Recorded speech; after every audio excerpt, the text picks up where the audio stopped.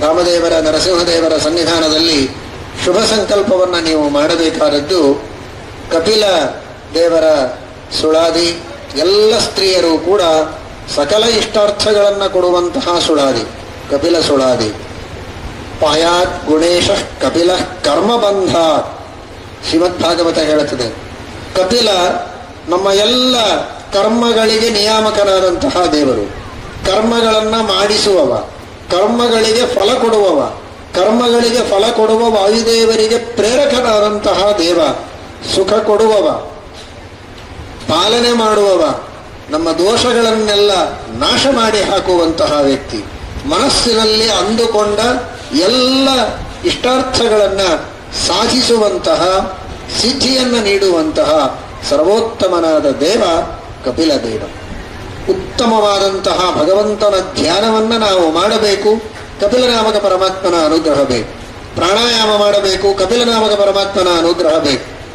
ಅಹಿಂಸಾ, ಸತ್ಯ, ಅಸ್ತೇಯ, ಬ್ರಹ್ಮಚರ್ಯ, ಅಪರಿಗ್ರಹ ಮೊದಲಾದ ಯಮ ನಿಯಮಗಳನ್ನು, ತಪಸ್ಸು, ಶೌಚ, ಸ್ವಾಧ್ಯಾಯ, ತುಷ್ಟಿ, ಹರಿಪೂಜಾ, ಈ ಮೊದಲಾದ ಯಮ ನಿಯಮಾದಿಗಳ ಅಭ್ಯಾಸವನ್ನು ಮಾಡಬೇಕು.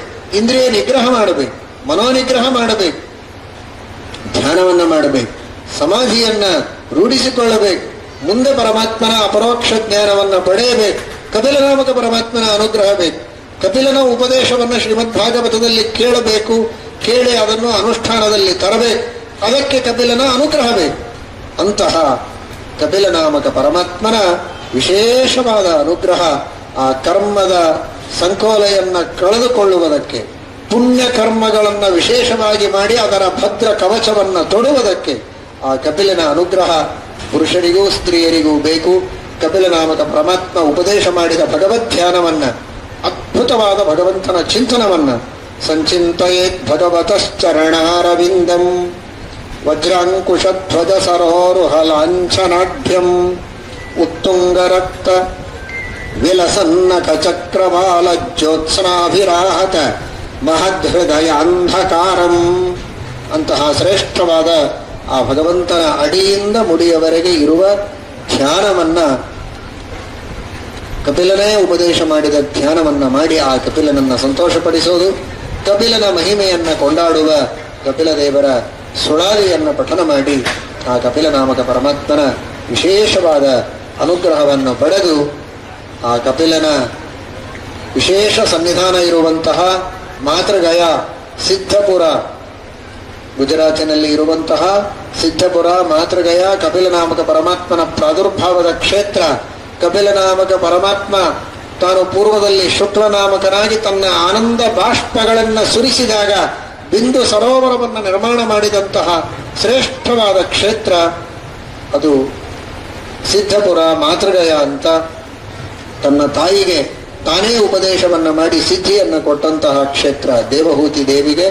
ಅಂತಹ ಆ ಸಿದ್ಧಪುರದಲ್ಲಿ, ಮಾತೃಗಯಾದಲ್ಲಿ ಈ ಎಲ್ಲ ಕಪಿಲನಾಮಕ ಪರಮಾತ್ಮನ ಸುಳಾದಿಯ ಪಾರಾಯಣದ ಸಮರ್ಪಣೆ ಹಾಗೂ ಈ ಭಗವದ್ಧ್ಯಾನದ ಸಮರ್ಪಣೆ ಅತ್ಯಂತ ವೈಭವದಿಂದ ಆ ಪಾವನ ಕ್ಷೇತ್ರದಲ್ಲಿ ಮಾಡಿ ಆನಂದ ಬಾಷ್ಪಗಳಿಂದ ದೇವರು ಮಾಡಿದ ಸರೋವರ ಅದು. ಅಂತಹ ಪರಮಾತ್ಮನ ಆನಂದದ ಬಿಂದುವಿನ ಒಂದು ವಿಶೇಷವಾದ ಸ್ಪರ್ಶದಿಂದ ನಮ್ಮೆಲ್ಲ ದೋಷಗಳನ್ನು ಕಳೆದುಕೊಂಡು ಧನ್ಯರಾಗೋಣ. ಅದಕ್ಕಾಗಿ ಆ ಪಾರಾಯಣವನ್ನು ಎಲ್ಲರೂ ಇವತ್ತೇ ನಿಮ್ಮ ಕೈಗೆಲ್ಲ ಪುಸ್ತಕಗಳನ್ನು ಕೊಟ್ಟಿದ್ದಾರೆ.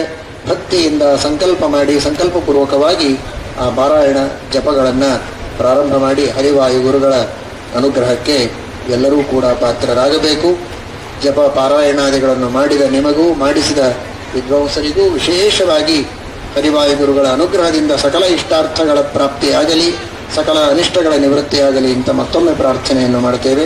ಹರಯೇ ನಮಃ. ಅದರಂತೆ ನರಸಿಂಹ ನಾಮ ಲೇಖನವನ್ನು ಮಾಡಿದಂತೆ ಕಪಿಲ ನಾಮಲೇಖನವನ್ನು ಶ್ರೀ ಕಪಿಲಾಯ ನಮಃ ಎಂಬುದಾಗಿ ಕಪಿಲ ನಾಮ ಲೇಖನವನ್ನು ಮಾಡಿ ಆ ಎಲ್ಲ ಕಪಿಲ ನಾಮದ ಲೇಖನದ ಸಮರ್ಪಣೆಯನ್ನು ಆ ಕ್ಷೇತ್ರದಲ್ಲಿ ಮಾಡಿ ಅಲ್ಲಿ ವಿಶೇಷವಾಗಿ ಕಪಿಲದೇವರ ಸನ್ನಿಧಾನ ಸ್ವಯಂ ವ್ಯಕ್ತವಾಗಿದೆ. ಇನ್ನೂ ವಿಶೇಷವಾಗಿ ಆ ಕಪಿಲ ದೇವರು ನಮ್ಮ ಮೇಲೆ ಅನುಗ್ರಹವನ್ನು ಮಾಡುವುದಕ್ಕೋಸ್ಕರ ಈ ಸೇವೆಯನ್ನು ಸಮರ್ಪಣೆ ಮಾಡೋಣ.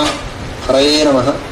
ಶ್ರೀಪಾದಂಗಳವರು ಕಪಿಲ ಮಂತ್ರದ ಲೇಖನ, ಕಪಿಲ ನಾಮ ಲೇಖನ, ಕೋಟಿ ಕಪಿಲ ನಾಮ ಲೇಖನ ಯಜ್ಞವನ್ನು ಪ್ರಾರಂಭ ಮಾಡ್ತಾ ಇದ್ದಾರೆ. ಅದಕ್ಕೆ ಚಾಲನೆಯನ್ನು ನೀಡ್ತಾ ಇದ್ದಾರೆ.